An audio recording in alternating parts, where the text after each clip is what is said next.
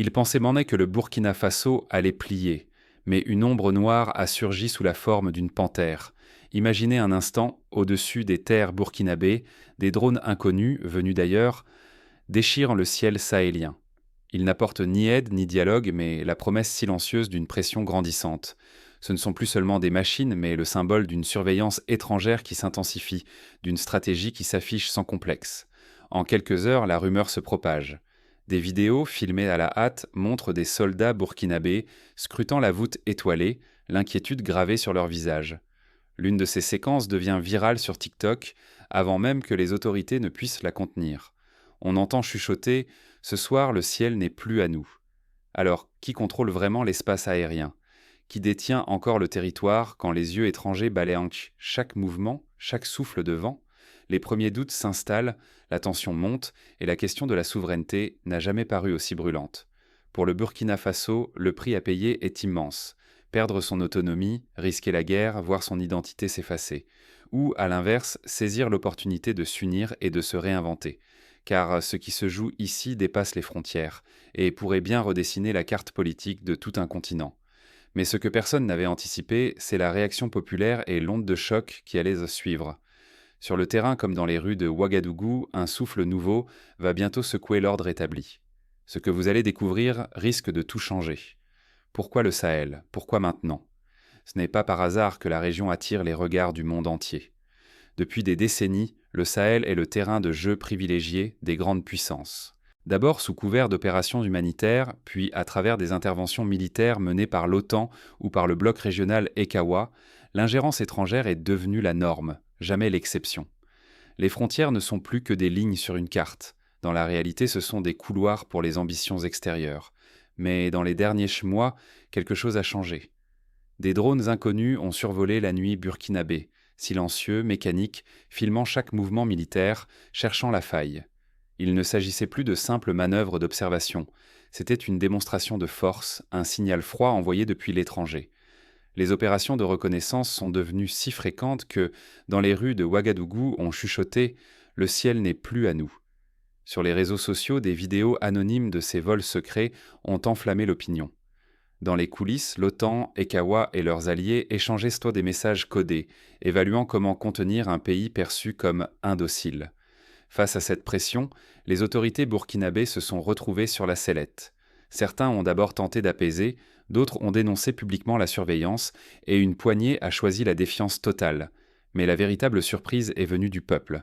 La population n'a pas cédé à la peur. Au contraire, ces vols de drones, ces yeux étrangers dans le ciel, ont nourri un sentiment de colère et d'humiliation. Les slogans « Notre terre, notre choix » sont apparus sur les murs, dans les champs et jusque dans les discours officiels. La rue a pris la parole, réclamant que le Burkina Faso ne soit plus une simple pièce sur l'échiquier international. L'Occident, pourtant habitué à imposer le tempo, a commis une erreur d'analyse majeure. Pensant que la peur ou les sanctions suffiraient à soumettre le pays, ils ont ignoré la profondeur de la défiance et de l'aspiration à la souveraineté. La tension n'a fait que grandir, attisée par chaque nouvelle opération étrangère, chaque déclaration condescendante, chaque mesure de rétorsion. Le sentiment d'être surveillé, jugé, menacé de sanctions et de punitions n'a pas intimidé le Burkina Faso.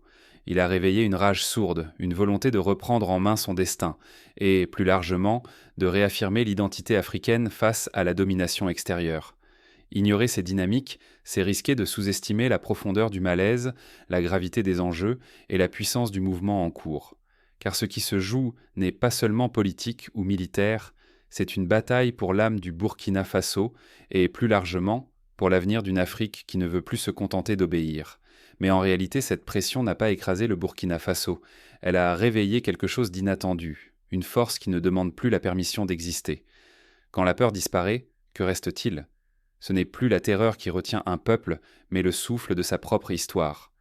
À Ouagadougou, la voix de Trayor résonne plus fort que les drones. Il refuse d'échanger une parcelle de dignité contre une aide dictée de l'extérieur. Nous ne courberons pas l'échine, même sous prétexte d'assistance. Cette phrase, capturée dans un discours en petit comité mais rapidement diffusée, fait trembler les chancelleries. Ce n'est plus le langage de la diplomatie, mais celui de l'émancipation brute, sans concession ni calcul d'équilibre fragile. Dans les rues, l'effet est immédiat. Loin d'apaiser la tension, les menaces et les vols de reconnaissance galvanisent la population. Des foules se rassemblent, les poings levés, scandant des slogans inédits « La terre est à nous, Burkina n'appartient à personne d'autre ». Les murs s'ornent de silhouettes noires à l'effigie de la panthère. Ce symbole, d'abord discret, devient l'emblème d'une génération qui refuse désormais la peur. Mais le choc n'est pas seulement visible. Des vidéos circulent, soigneusement montées et codées, montrant la force panthère en formation. Visage masqué, regard fier, discipline de fer, pas d'anonymes égarés, mais une unité qui se veut incarnation de la résistance. Les images sont d'une force troublante. La panthère n'est plus une rumeur, elle est une réalité organisée, prête à riposter. En Occident, la réaction oscille entre inquiétude et incrédulité. Les experts parlent de milices inconnues, de nouveaux risques de déstabilisation. Au même instant, à Koudougou ou à Bobo-Dioulasso, le récit est tout autre.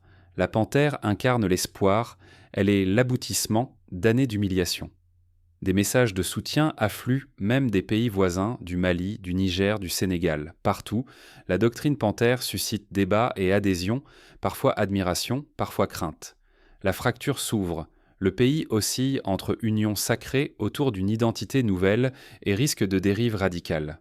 Sur les groupes privés, on murmure déjà que la panthère n'est plus qu'un mouvement, mais un projet de doctrine nationale. La souveraineté n'est plus négociable, mais défendable. La division guette, mais la volonté de reprendre la main sur le destin national semble plus forte que jamais. Les hésitants basculent peu à peu. La résistance passive cède la place à l'offensive affirmée. Mais ce feu n'est pas contenu par les frontières du Burkina Faso. Les clips de la Force Panthère franchissent le fleuve Niger, inspirent Bamako, Namibie ou Dakar. L'Afrique de l'Ouest tout entière retient son souffle. La doctrine Panthère vient-elle de déclencher l'effet domino qu'aucune puissance étrangère n'avait prévu ? Demain, la doctrine Panthère ne sera plus qu'un slogan burkinabé. Elle s'étend déjà, menaçant de bouleverser l'ordre régional. Jusqu'où ce souffle va-t-il porter ? Et qui pourra vraiment l'arrêter ? Un symbole peut-il traverser les frontières et tout changer ?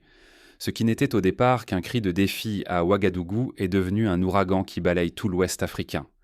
En quelques jours, les slogans de la Force Panthère se propagent, du Burkina Faso au Mali, atteignent le Niger, la Guinée, et même bien au-delà.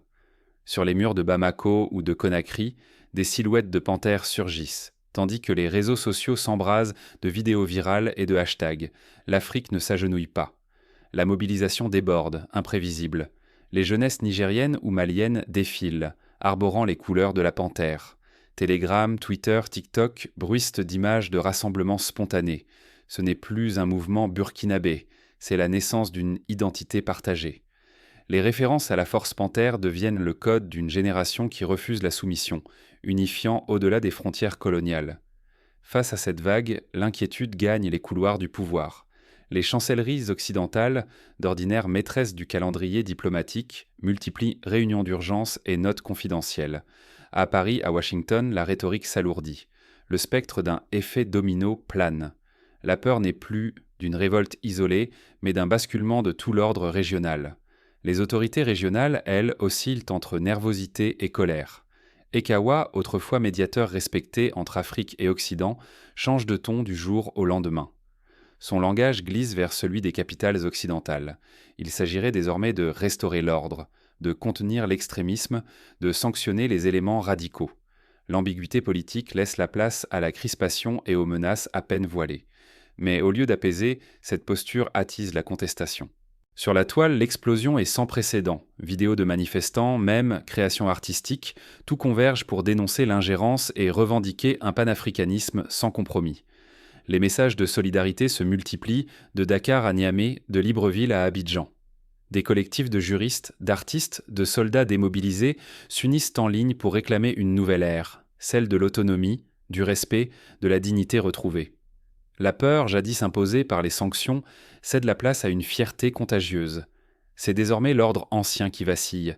La possibilité d'un effondrement régulier hante les chancelleries qui redoutent autant le chaos que la naissance d'une véritable alliance africaine, indépendante et imprévisible. Mais derrière le spectacle des drapeaux et des slogans, une révolution plus profonde s'opère, silencieuse.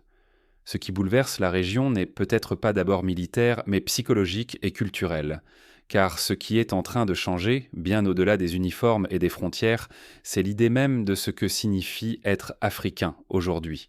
Et c'est cette mutation invisible qui pourrait en réalité tout bouleverser. Et si la véritable arme, c'était l'identité retrouvée?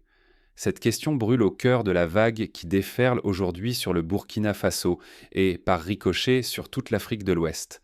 Car derrière le rugissement de la force panthère, bien plus qu'un simple mouvement armé, c'est une identité collective panafricaine qui émerge, bâtie sur une soif inédite de souveraineté et d'affirmation de soi. Partout, la mobilisation culturelle s'accélère. Les artistes peignent des fresques où l'on reconnaît la silhouette féline, les musiciens composent des hymnes qui galvanisent la jeunesse, les poètes font vibrer les réseaux sociaux de slogans et de vers insurgés. Même la langue change, le mot soumission disparaît peu à peu du vocabulaire populaire remplacé par dignité, autonomie, renaissance.